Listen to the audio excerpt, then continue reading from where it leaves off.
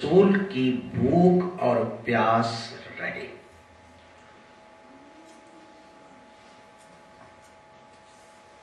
एक बात और माजरत से अपने दोस्तों से, मैं जब से यहाँ पे आया मुझे यहाँ का माहौल खासा इल्मी, मजहबी और अच्छा महसूस हुआ। इस एतबार से भी कि यहाँ पे मैंने दोस्तों को, अजीजों को देखा कि वो बढ़ चढ़ के खिदमत करने का जज्बा रखते हैं और एक दूसरे पे एहसान नहीं जतलाते, बल्कि हर कोई पढ़ा लिखा नौजवान छोटे से छोटे काम करने को भी अपने लिए सआदत और फख्र महसूस करता है। मैं समझता हूं कि यहाँ का माहौल इस हवाले से इंतहाई बेहतरीन माहौल है। मैंने इस माहौल में एक चीज को और महसूस किया, अल्लाह ताला नजरे बद से महफूज रखे। मैंने देखा है कि सारे नौजवानों में, दोस्तों में, बुजुर्गों में एक खुलूस भी है और मोहब्बत और प्यार भी है।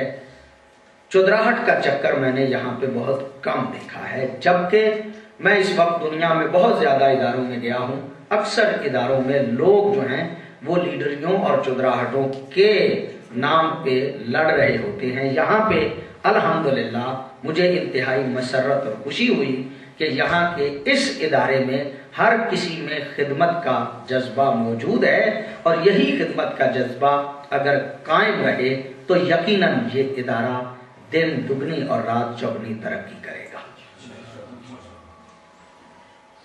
इंतहाई मजहबी माहौल, लेकिन मैं एक जिस कमी को भी मैंने महसूस किया वो भी मैं अर्ज करना चाह रहा हूँ। बहुत अच्छी बात है, यहाँ पे नौजवान जो हैं वो दुआए कुमैल पढ़ते हैं, हदीस किस्सा पढ़ते हैं, दुआएं पढ़ते हैं, इकामत पढ़ते हैं, अजान कहते हैं। लेकिन मैंने अक्सर दोस्तों के तलफ़ुज़ में गलतियां देखी हैं। बहुत कम दोस्त ऐसे हैं कि जिनके अल्फाज अरबी के दुरुस्त हैं।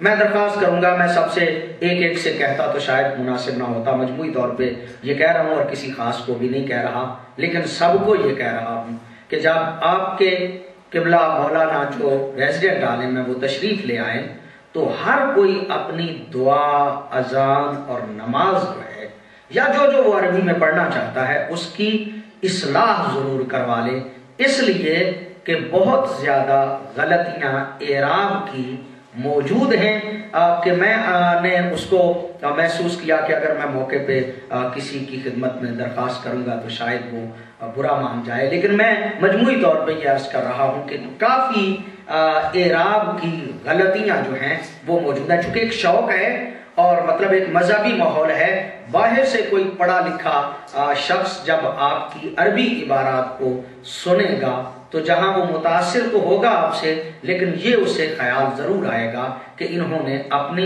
उन अरबी इबारात की इस्लाह नहीं करवाई। बराए मेहरबानी नौजवान जितने भी हैं, बल्कि नौजवान नहीं बुजुर्ग भी जितने भी हैं, आलिम दीन का मकसद ही ये होता है कि अगर आपके पास मौजूद है आलिम दीन तो उनसे इस्तिफादा किया जाए। और ये रिवायत मैं इस वक्त अर्ज नहीं करना चाह रहा, जो आप जानते हैं कि कयामत के दिन उलमा ने भी अपने मोमिनीन की शिकायत करना है कि हम इनमें मौजूद थे और ये हमसे इस्तिफादा नहीं करते रहे।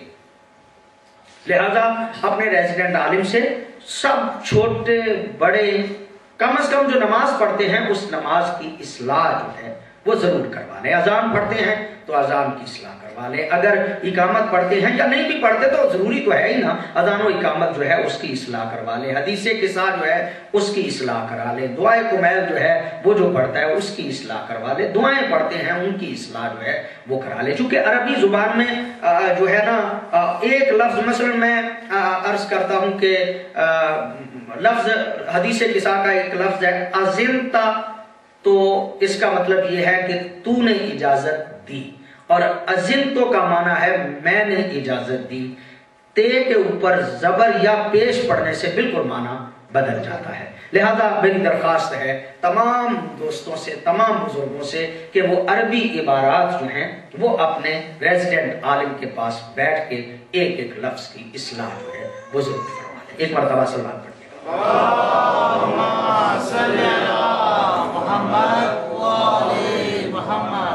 दूसरी बात मैं आपकी खिदमत में जो आज के हवाले से करना चाहता हूँ वो मेरे जहन में भी था और मुझसे पहले असरार भाई ने और इंग्लिश में जो तकरीरें की गई उनमें भी इस बारे में कहा गया और मैं भी आपकी खिदमत आलिया में अर्ज करना चाह रहा हूँ मुख्तसर।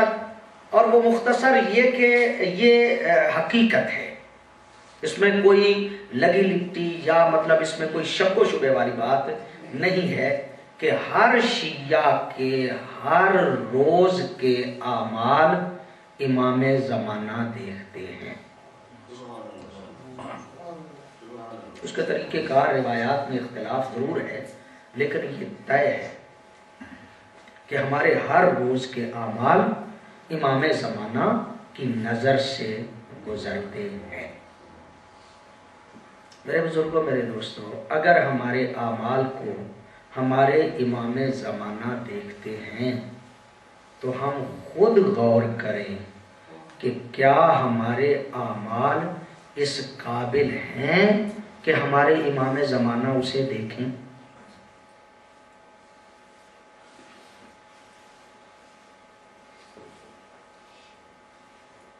सरकार सैयद शुहदा ने इरशाद फरमाया, इन्नमा खरजतो ले तलब इस्लाहे उम्मते जद्दी।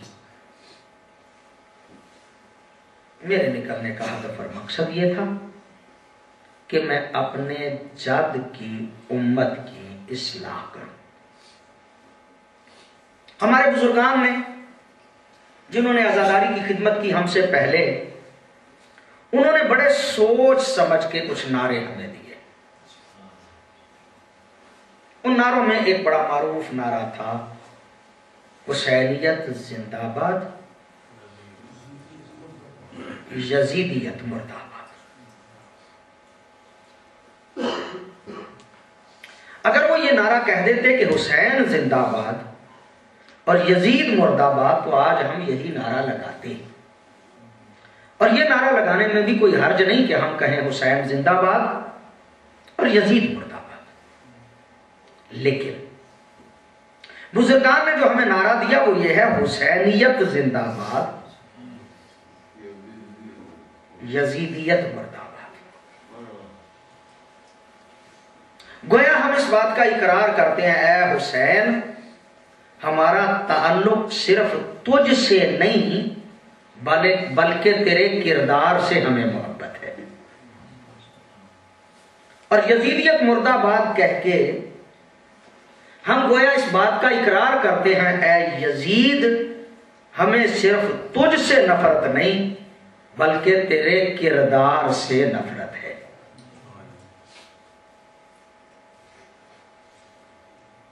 अगर हम वाकयान हुसैन के किरदार से मोहब्बत करते हैं और यजीद के किरदार से नफरत करते हैं, तो फिर हमें किरदार अपना देखना नहीं चाहिए कि हमारा किरदार हुसैन से मिलता है।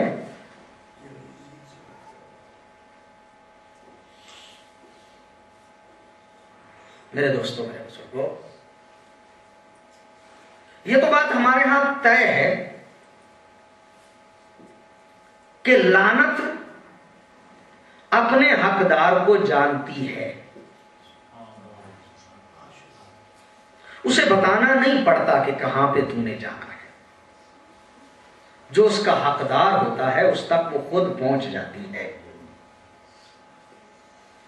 हम यजीदियत मुर्दाबाद कहें और किरदार हम में भी यजीद वाला हो, तो लानत को इतना लंबा सफर करने की जरूरत क्या है।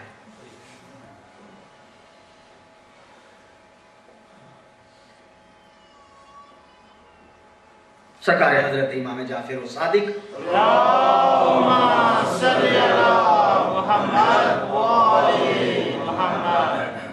अलैहिस्सलातु वस्सलाम इरशाद फरमाते हैं कि ला तज़ूल